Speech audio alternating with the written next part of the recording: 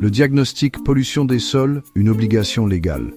En France, la protection de l'environnement et de la santé publique est une priorité. Face aux risques liés à la pollution des sols, le législateur a mis en place une réglementation stricte. Le diagnostic pollution des sols s'inscrit dans cette démarche. Il représente une obligation légale dans de nombreuses situations.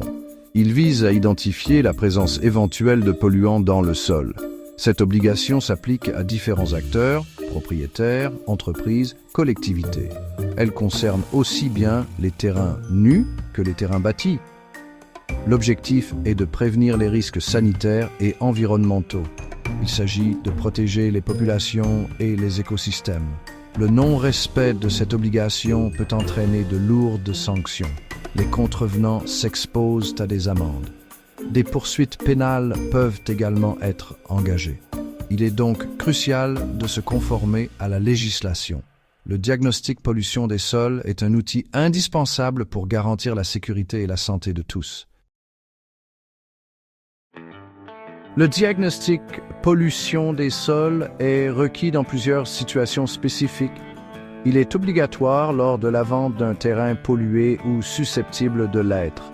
Cette obligation concerne également les projets de construction sur des terrains présentant un risque de pollution.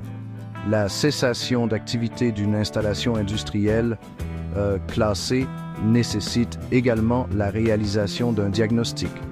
La réalisation d'un diagnostic pollution des sols doit être confiée à un bureau d'études. Ce diagnostic se déroule en deux phases distinctes.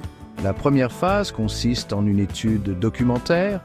Il s'agit de collecter des informations sur l'historique du site. La seconde phase comprend des investigations sur site. Des sondages de sols sont effectués pour prélever des échantillons. Ces derniers sont ensuite analysés en laboratoire. L'objectif est d'identifier la nature et la concentration des polluants. Le diagnostic pollution des sols s'applique à une variété de sites. Les sites industriels sont particulièrement concernés. Les activités industrielles passées peuvent laisser des traces de pollution dans le sol. Les sites tertiaires, comme les centres commerciaux, ne sont pas exemptés. Les parkings souterrains et les stations-service sont également concernés. Les fuites de carburant peuvent polluer les sols. Enfin, les sites résidentiels peuvent également nécessiter un diagnostic. Des pollutions historiques peuvent subsister. C'est le cas des anciennes décharges ou des terrains agricoles ayant utilisé des pesticides. Le coût d'un diagnostic pollution des sols est variable.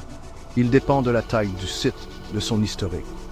Plus le site est grand et son passé industriel complexe, plus le coût sera élevé. Il est donc important de prévoir cette dépense.